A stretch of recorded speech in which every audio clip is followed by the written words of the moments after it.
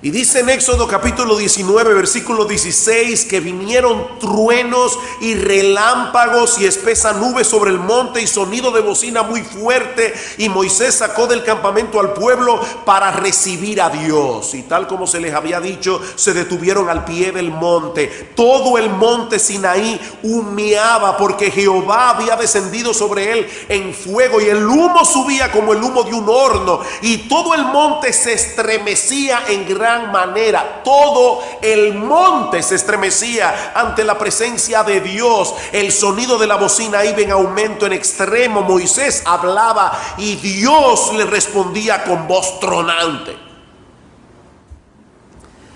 ¿Puedes imaginar lo que tú habrías experimentado de haber estado allí?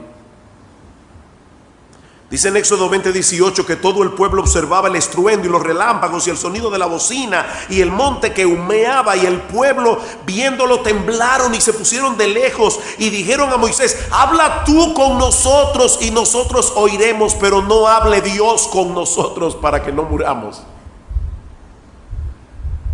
Dios había sido bueno con el pueblo de Israel. Dios los había rescatado de la esclavitud en Egipto. Dios los había guiado a través del desierto por medio de una columna de nube y de fuego. Pero en este momento puntual de la historia, los israelitas entendieron claramente que ellos no debían jugar con Dios. Ellos no debían jugar con Dios. Literalmente estaban aterrados. Ahora, mis hermanos, alguien puede pensar: bueno, definitivamente la adoración en el antiguo pacto era algo bien solemne. No, mis hermanos, la adoración a Dios es algo solemne.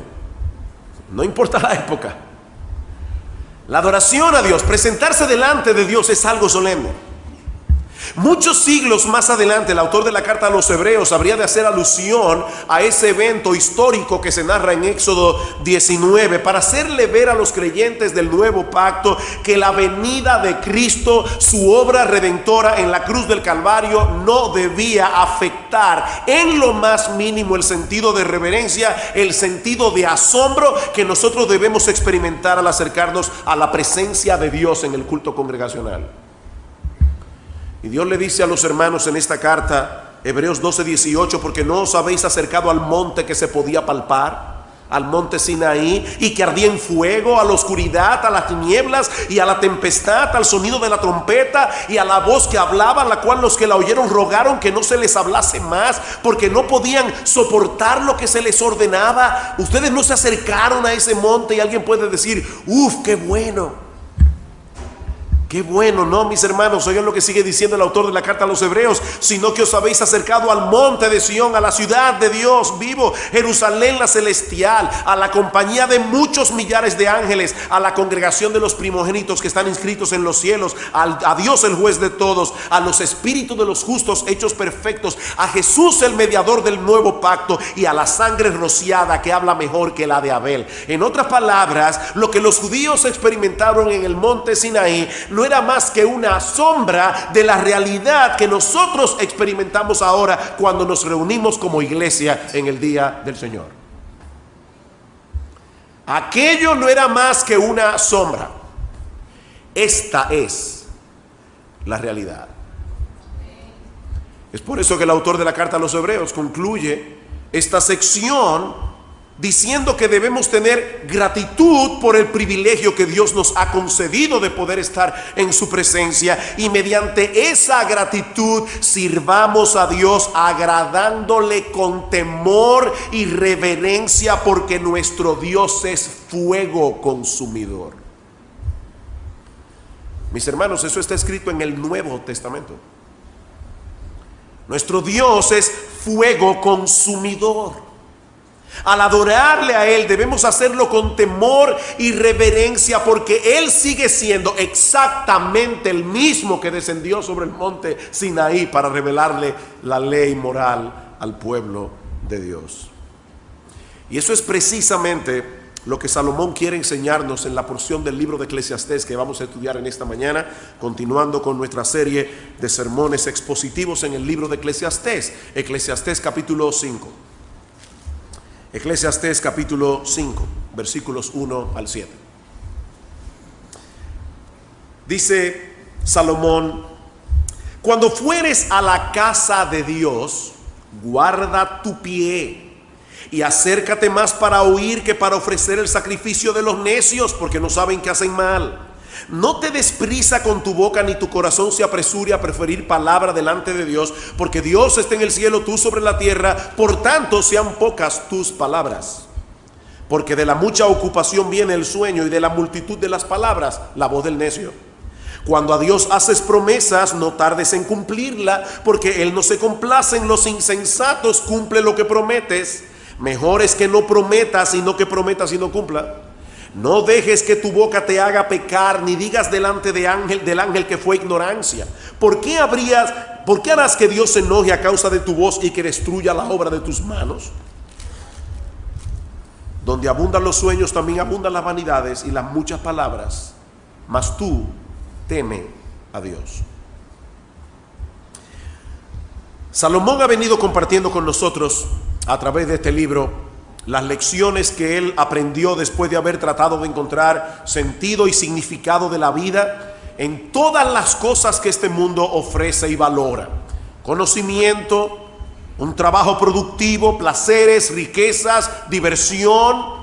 Y como hemos visto ya en los estudios anteriores, Salomón terminó profundamente frustrado, no porque él no pudo alcanzar todas esas cosas, sino porque después de tenerlas en abundancia se dio cuenta que todo eso era vanidad y aflicción de espíritu. Una cosa es que uno desea algo y se frustre por no alcanzarlo. Otra muy diferente es que tú desees algo, lo consigas y te frustres por haberlo conseguido.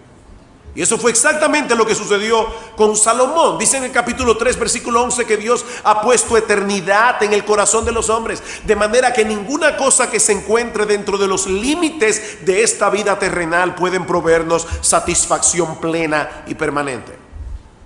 Pero ahora en el capítulo 5 de Eclesiastés, Salomón nos lleva de la mano al lugar donde menos esperaríamos encontrar ese mismo sentido de frustración, ese mismo sentido de futilidad que él había encontrado en el conocimiento, en el trabajo, en el placer, en la diversión. Salomón dice: todavía hay un lugar que yo les quiero mostrar, donde nosotros podemos ver esa vacuidad, ese sinsentido de la vida. ¿Saben dónde es? En la casa de Dios. En la casa de Dios. Salomón se dio cuenta que muchos adoradores se dirigían al templo cada semana sin tener ni idea de lo que estaba sucediendo allí realmente. Ellos llevaban a cabo sus sacrificios, llevaban a cabo sus rituales, pero estaban muy lejos de darle a Dios la adoración que era digna de Él. En otras palabras, estaban siendo irreverentes en la casa de Dios y consecuentemente estaban adorándole en vano. ¿Recuerdan ustedes las palabras del Señor? En el Evangelio de Mateo y de Marcos: este pueblo de labios me honra, pero su corazón está lejos de mí, pues en vano me honran, enseñando como doctrinas mandamientos de hombres. Es terrible, mis hermanos, cuando una persona dedica parte de su tiempo para hacer algo que él considera importante, solo para darse cuenta al final de que no valió la pena. No valió la pena, fue en vano. Fue un ejercicio inútil. Pues, mis hermanos, de todas las cosas que nosotros hacemos durante la semana, ninguna, absolutamente ninguna, es más importante que venir a encontrarse con el Señor cuando su pueblo se congrega para adorarle. Es terrible que nosotros vengamos a la iglesia el domingo y que la evaluación de Dios al final fue: no sirvió de nada, me adoraste en vano, perdiste tu tiempo, fue un ejercicio inútil. La pregunta que yo quiero responder en esta mañana es: ¿cómo podemos evitar que este sea un tiempo desperdiciado y ofensivo para Dios? Mis hermanos, es una pregunta importante. ¿Cómo nosotros podemos evitar que este sea un tiempo desperdiciado y ofensivo para Dios? Bueno, Salomón nos va a dar una directriz general y dos directrices particulares. La directriz general: prepárate para venir a la casa de Dios. Versículo 1.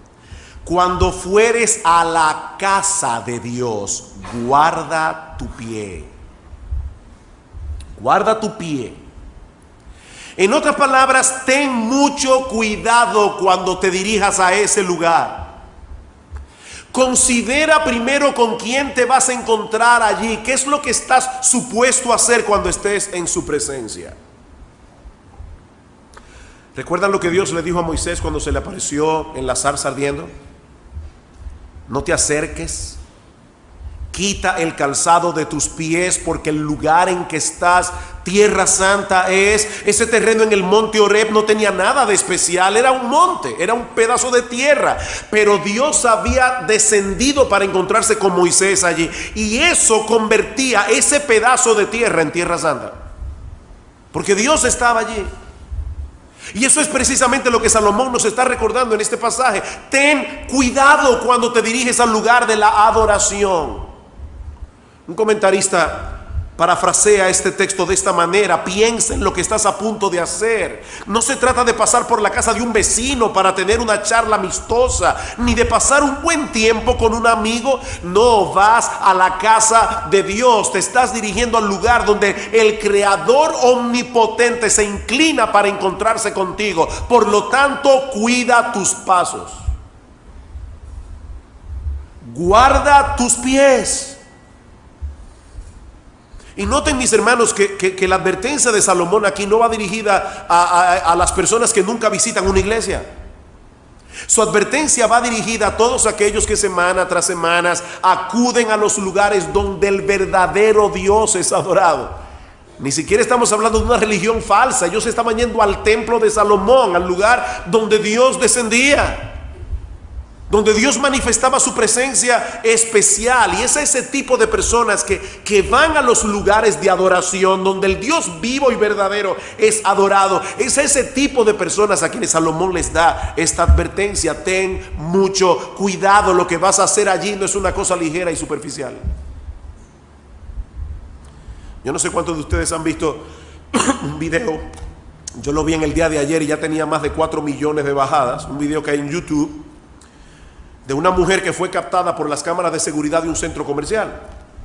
Y ella va escribiendo en su celular un mensaje de texto hasta que cae en una fuente de agua. Y lo pasan, y lo pasan, y lo pasan. Esta mujer es un ejemplo de cómo muchas personas están viviendo en el día de hoy. Donde quiera que ellos están y no están. Eso es una cosa terrible. Esta semana pasada tuvimos una reunión de condóminos en casa y en un momento dado alguien hizo la observación de que todos los que estábamos, incluyéndome a mí mismo allí, antes de empezar la reunión estábamos buscando algo en el celular. Estamos y no estamos. Nuestros cuerpos están allí, pero nuestras mentes están en otro lugar. Y mis hermanos, es terrible cuando eso ocurre en una reunión de amigos, es terrible cuando eso ocurre en una reunión familiar, pero que eso ocurra en la casa de Dios, en ese lugar donde el Rey del universo desciende para encontrarse con su pueblo, eso es una verdadera tragedia. Y yo no me refiero simplemente al hecho de que algunos estén texteando mientras el culto se está desarrollando. Yo no estoy hablando de eso. Tal vez tú dices, bueno, yo no texteo en el culto. Estamos hablando del corazón, estamos hablando de la mente, estamos hablando de los pensamientos, de no estar aquí sin estar aquí. Jesús dice en Mateo 18:20, donde estén 2 o 3 congregados en su nombre, allí estoy yo en medio de ellos. Es una promesa del Señor. Y el apóstol Pablo, escribiéndole a Timoteo en 1 Timoteo capítulo 3 versículo 14, dice: Timoteo, yo te escribo estas cosas, aunque yo tengo la esperanza de ir pronto a verte, pero te escribo estas cosas para que sepas cómo debes conducirte en la casa de Dios, que es la iglesia del Dios viviente, columna y baluarte de la verdad. Miren, mis hermanos, el hecho de que ahora nos estemos congregando en estas condiciones no elimina esa realidad. Cuando se concluyan los trabajos de remodelación, que esperamos que sea pronto, Nos vamos a congregar con más comodidad, nos vamos a congregar con menos distracción, pero ese lugar no será más casa de Dios que este, porque es Él y no la arquitectura del edificio lo que hace la diferencia. Es la presencia de Dios, conforme a lo que Él ha prometido. Así que debemos venir preparados a la casa de Dios, teniendo una plena conciencia de lo que hemos venido a hacer aquí. Sí, es bueno ver a los hermanos, es bueno tener comunión con ellos, es bueno encontrarnos con aquellos que no hemos visto durante el resto de la semana, es bueno cantar, es bueno ofrendar, es bueno hacer todo lo que hacemos en el culto de adoración, pero primariamente, mis amados hermanos, lo más importante que ocurre aquí es que nosotros venimos a tener un encuentro con el Dios vivo y verdadero. Nosotros venimos a la presencia del Rey soberano del universo, que ha prometido estar aquí cuando su pueblo se congrega para adorar. Prepárate para venir a la casa de Dios. ¿Y cómo yo me preparo, pastor? Ya me convenció, debo prepararme. ¿Cómo lo hago? Bueno, Salomón nos da dos directrices particulares ahora, luego de haber dado esta directriz general. La primera es que debemos venir con la disposición de escuchar la voz de Dios a través de la enseñanza de su palabra. Versículo 1 otra vez. Cuando fueres a la casa de Dios, guarda tu pie y acércate más para oír que para ofrecer el sacrificio de los necios, porque no saben que hacen mal.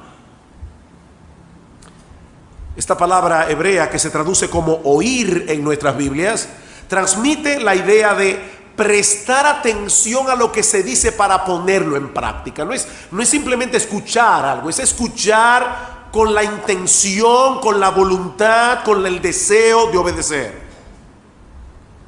Y es con ese espíritu que nosotros debemos venir cada semana a la presencia de Dios. No como aquellos judíos que pensaban que por el mero hecho de presentar sus sacrificios, por el mero hecho de llevar a cabo sus rituales, eso era suficiente para obtener la bendición divina. Por eso Salomón le llama el sacrificio de los necios.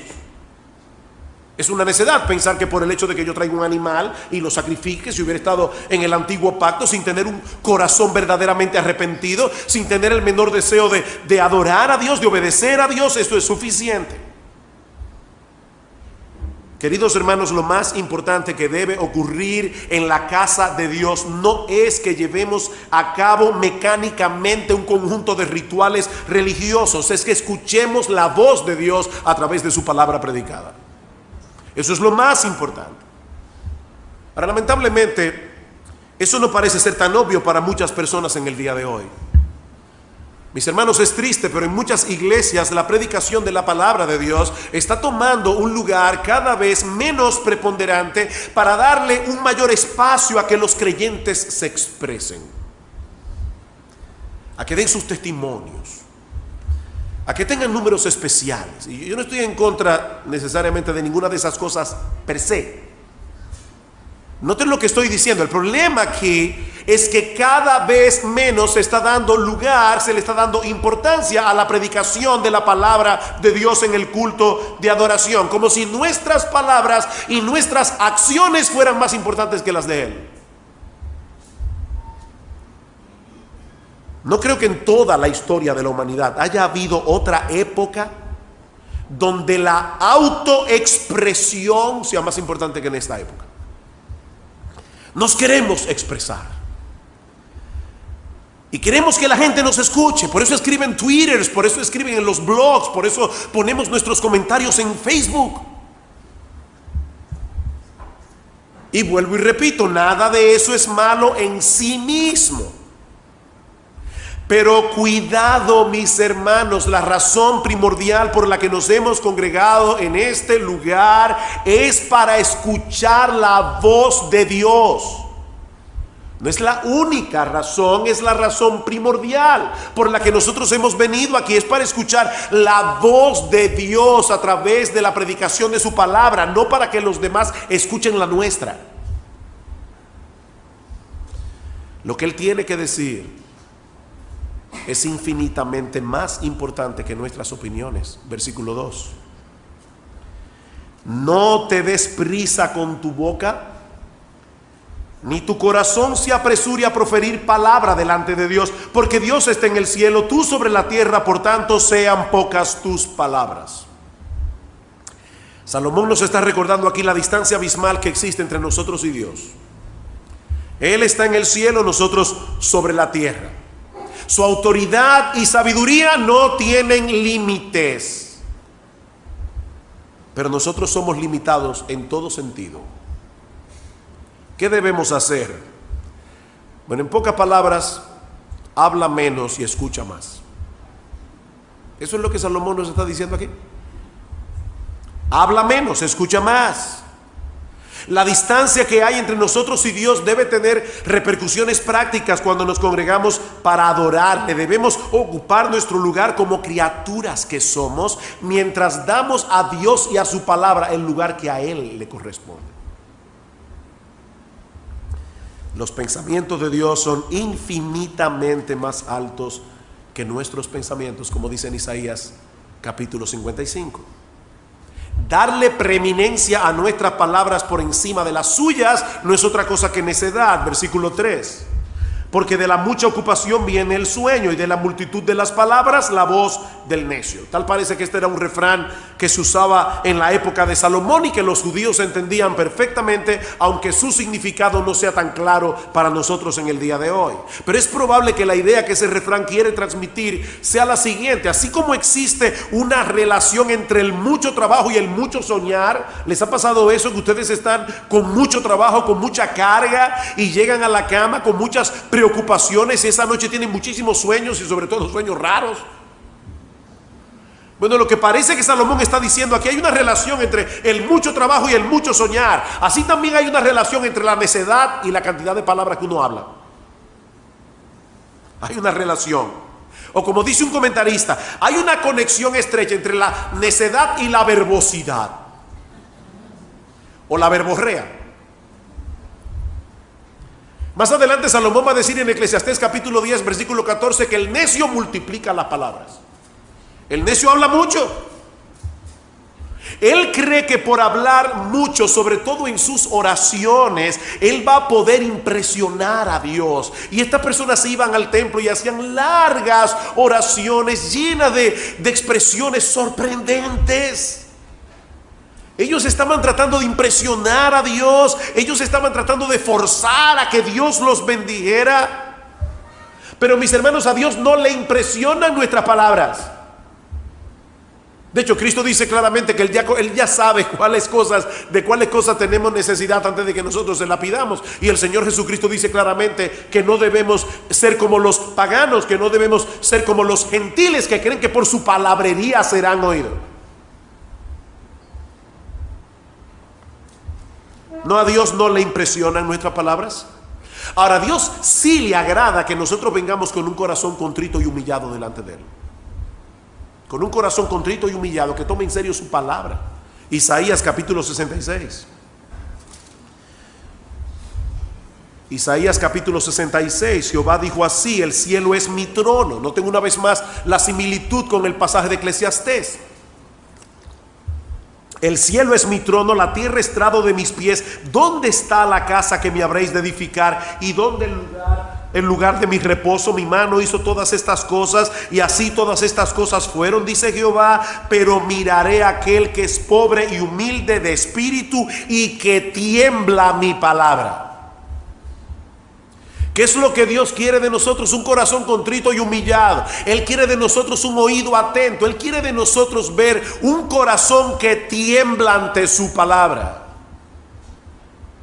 Por eso Santiago dice en Santiago 1:19 que todo hombre debe ser pronto para oír, tardo para hablar, tardo para airarse, porque la ira del hombre no obra la justicia de Dios. Por lo cual, escuchen lo que sigue diciendo Santiago: desechando toda inmundicia, abundancia de malicia, recibid con mansedumbre la palabra implantada, la cual puede salvar vuestras almas. Pero sed hacedores de la palabra y no tan solamente oidores, engañándoos a vosotros mismos. Dios quiere que nosotros tengamos un oído atento. Mis hermanos, lo más importante que tú puedes traer a este lugar es un corazón despierto y un oído atento. para escuchar a Dios.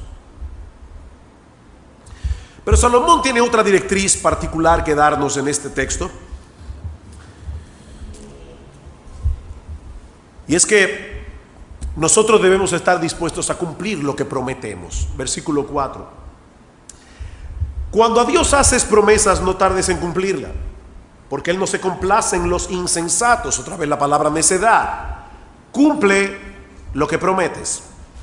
El tema de esta parte ahora es el cumplimiento de los votos que hacemos delante de Dios. En la cultura judía, los votos eran sumamente comunes. Nosotros lo vemos en el caso de Ana. Ana está en el templo del Señor y ella hace un voto. Señor, si tú me das un hijo, yo lo dedicaré a ti todos los días de su vida. Y lo que Salomón nos está advirtiendo aquí es que debemos tener mucho cuidado al pronunciar nuestros votos. No pronunciar votos y promesas a Dios con ligereza, porque terminaremos pecando contra Él.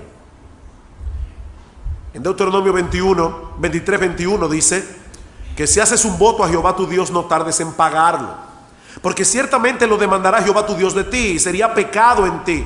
Mas cuando te abstengas de prometer, no habrá en ti pecado. ¿Ven lo que dice Salomón en el versículo 5? Mejor es que no prometas a que prometas y no cumplas. Dice en Deuteronomio: si no prometes nada, no habrá en ti pecado, pero lo que hubiere salido de tus labios lo guardarás y lo cumplirás conforme lo prometiste a Jehová tu Dios, pagando la ofrenda voluntaria que prometiste con tu boca. Mejor es que no prometas y no que prometas y no cumplas. Queridos hermanos, es mucho más fácil hacer una promesa que cumplirla. Yo creo que todos estamos seguros de eso. Por lo tanto, piénsalo bien antes de hablar. ¿Cuántas veces? Yo no voy a pedirle que levanten la mano, pero por lo menos yo puedo levantar la mía. ¿Cuántas veces hemos sido convictos de pecado y le hemos prometido a Dios: Señor, es la última vez que yo hago esto? ¿De verdad fue la última vez?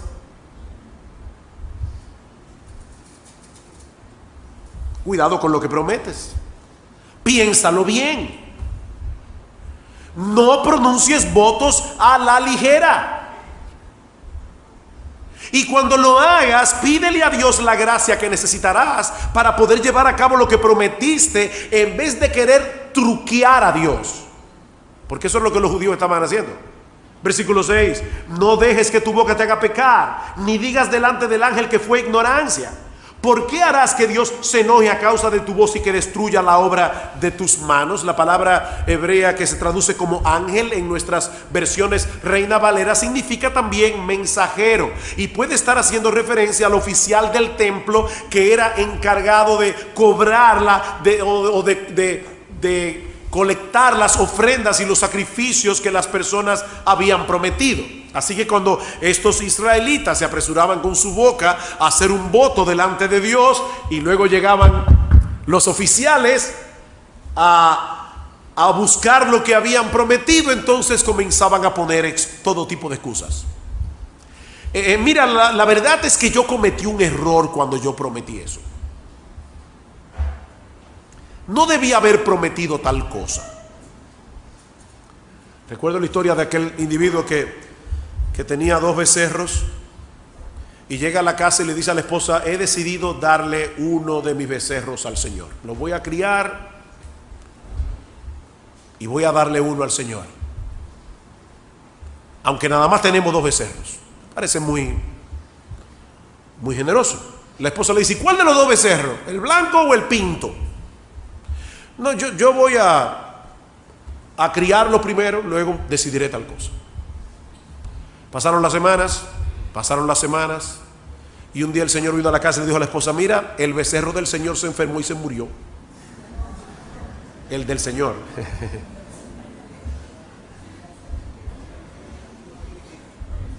Guarda tus palabras. Tú lo prometiste. Ahora no debes estar jugando ese tipo de juegos con Dios. ¿Sabes por qué? Porque son altamente ofensivos y altamente peligrosos. Dios no toma esas cosas a la ligera. Tú eres casado o casada. Tú hiciste un voto en la presencia de Dios. ¿Tú recuerdas eso? En pobreza y abundancia, en salud y enfermedad, yo prometo amarte y alegrarte como tu compañero hasta que la muerte nos separe. Eso es un voto. Eso es una promesa que nosotros hicimos en el altar, delante de Dios y delante de los hombres. Eso es serio. Tú eres miembro de una iglesia. Porque si tú eres miembro de una iglesia, tú hiciste una promesa, tú hiciste un voto delante de Dios de ser un miembro fiel, de ser un miembro responsable, de estar allí en tu iglesia con todo tu corazón. Fue una promesa. Hermanos, el problema es que nosotros tomamos demasiado, le damos poca importancia a las palabras. Dios no es así, Dios le da importancia. Muchas veces al cantar hacemos promesas. Señor, yo he prometido servirte con amor, concédeme tu gracia, mi amigo y salvador. No temeré la lucha si tú a mi lado estás.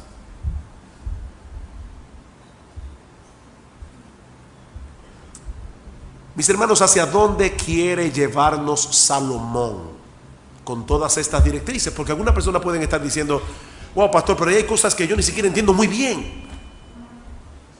Bueno, hay algo que yo quiero que tú entiendas bien de este pasaje. ¿A dónde quiere llevarnos Salomón? A que entendamos que debemos tener reverencia en la presencia de Dios. Si tú entendiste eso, tú entendiste la carga de este pasaje. Versículo 7. Donde abundan los sueños, también abundan las vanidades y las muchas palabras, mas tú teme a Dios. La primera parte de este versículo es difícil de traducir, muy difícil. Pero la idea parece ser la siguiente: en vez de hablar tanto con la intención de querer impresionar a otros, témele a Dios. En vez de querer hablar tanto, témele a Dios, no en el sentido de alejarte de Él lleno de terror y de miedo, sino más bien en el sentido de acercarte a Él, pero con la reverencia y la honra que le es debida. Témele a Dios. Dios es digno de ser temido, mis hermanos. El punto es que no debemos tener como cosa ligera el hecho de venir a la casa de Dios para encontrarnos con Él. Nuestro Dios está en los cielos, como dice el salmista en el Salmo 115, versículo 3. Todo lo que Él quiso, ha hecho. ¿Cómo se supone que nosotros debemos aproximarnos a la casa donde habita un Dios así? ¿Recuerdan la palabra del Salmo 96 que Marcos leyó al principio? Tributad a Jehová, oh familia de los pueblos, dad a Jehová la gloria y el poder, dad a Jehová la honra debida a su nombre, traed ofrendas y venid a sus atrios, adora a Jehová en la hermosura de la santidad, temed delante de Él toda la tierra. Nuestro Dios es digno de ser temido. Sí, pastor, mire, ya lo entendí. Ya entendí lo de la reverencia en el culto. Y también me he dado cuenta, a medida que usted ha ido predicando, de todos los pecados que yo he cometido tantas veces en la presencia de Dios por causa de mi ligereza. Lo que yo no logro entender ahora es cómo poder encajar en este panorama el gozo, la alegría, la confianza que también nosotros debemos experimentar cuando estamos en la presencia de Dios. En ese mismo Salmo 96, en los versículos 11 y 12 dice: alégrense los cielos y gócese la tierra, regocíjese el campo y todo lo que está en él. Y seguramente ya vino a vuestras mentes el Salmo 100. Cantad alegres a Dios, habitantes de toda la tierra, servid a Jehová con alegría, venid ante su presencia con regocijo. Por fin, ¿es con reverencia o con alegría? ¿Cómo debemos venir a la presencia de Dios? ¿Con gozo o con temor?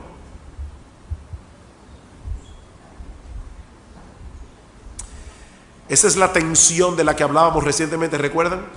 En la serie de la adoración. La tensión entre el gozo y la reverencia que debemos experimentar en la presencia de Dios. ¿Saben dónde encontramos la clave para poder conjugar estas dos cosas en la adoración? En la persona y la obra de nuestro Señor Jesucristo. Ahí está la clave. Mis hermanos, nadie puede experimentar el verdadero gozo de la adoración sin haber experimentado primero un profundo y genuino temor reverente por la persona de Dios. Nadie puede experimentar verdadero gozo. Nosotros podemos hacer un culto que parezca un jolgorio. Nosotros podemos hacer un culto donde todo el mundo parece estar muy feliz, feliz, feliz. Pero ese no es el verdadero gozo del que habla la Biblia. Hasta que no entendemos la majestad incomparable de ese Dios contra el cual nosotros hemos pecado, hasta que no entendemos el infierno que merecemos por causa de todas nuestras transgresiones, tampoco podemos entender la magnitud del perdón que Dios nos ha dado en Cristo.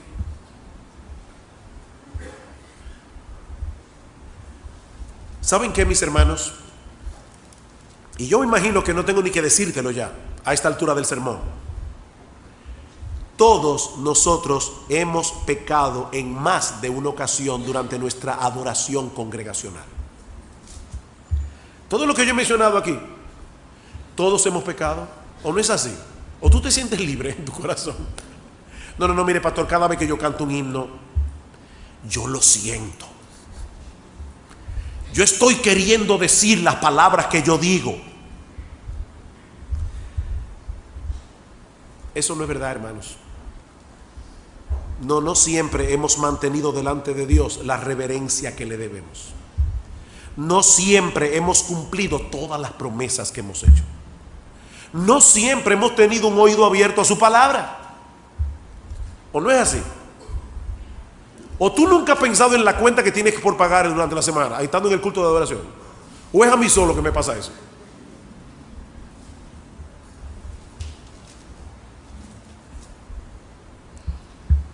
Pero es aquí precisamente donde entra en juego la persona y la obra de nuestro Señor Jesucristo.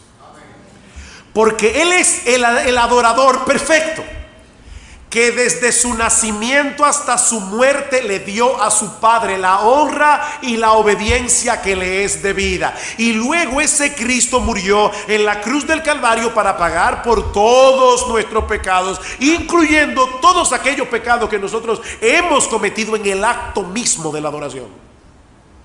Cristo pagó por ellos. Y ese Señor Jesucristo, que perdonó todos nuestros pecados en la cruz del Calvario, sigue siendo ahora nuestro mediador entre Dios y nosotros cuando adoramos. Por eso dice Philip Ryken, eso es parte de lo que significa para nosotros conocer a Cristo, que nuestra adoración imperfecta es aceptada por el Padre sobre la base de la adoración perfecta ofrecida por Jesús. Decía un puritano que hasta las lágrimas de nuestro arrepentimiento debían ser lavadas en la sangre de Cristo. Cada distracción tuya cuando estás cantando, cuando estás escuchando la palabra de Dios, es lavada en la sangre de Jesús. Es a eso que se refiere el apóstol Pedro en su primera carta, cuando dice que nosotros estamos siendo edificados como casa espiritual y sacerdocio santo. ¿Saben para qué? Para ofrecer sacrificios espirituales. Ya no traemos corderos, ya no traemos cosas físicas que prometemos a Dios. Dice sacrificios espirituales aceptables a Dios por medio de Jesucristo. Por medio de Jesucristo. Aunque nuestras ofrendas obviamente son cosas materiales que ofrecemos a Dios, pero son sacrificios espirituales aceptables a Dios por medio de Jesús. ¿Saben lo que eso significa en la práctica?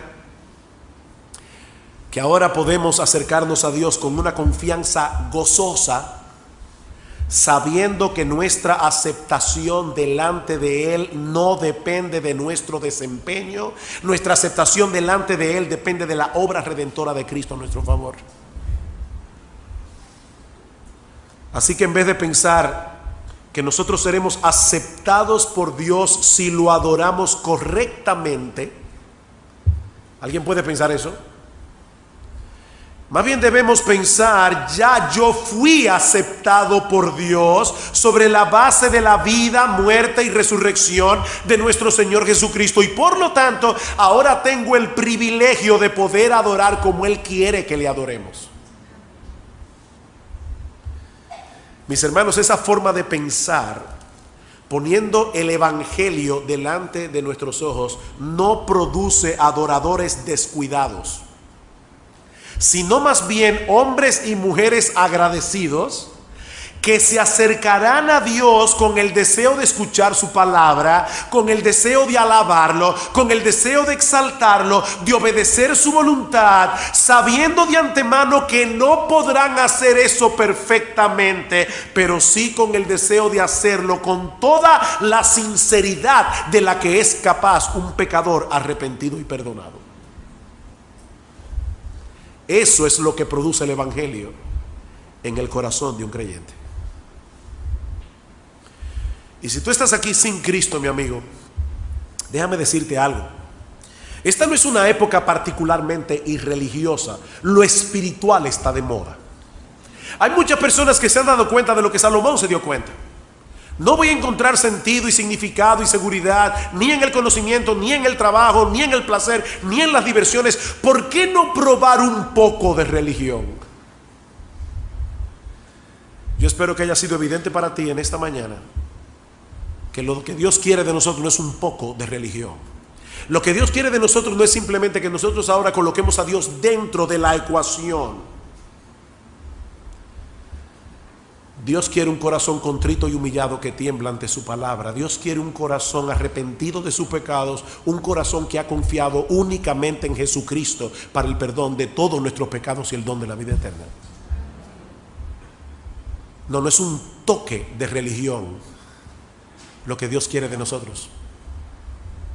Lo que Dios quiere de nosotros es una vida completamente entregada a Él, sin reservas, porque Él es Rey de reyes y Señor de señores. Hermanos, que el Señor nos conceda la gracia de ser ese tipo de adoradores, y que Iglesia Bíblica del Señor Jesucristo sea reconocida como un lugar donde nuestro Dios es adorado en espíritu y en verdad, con reverencia y con gozo.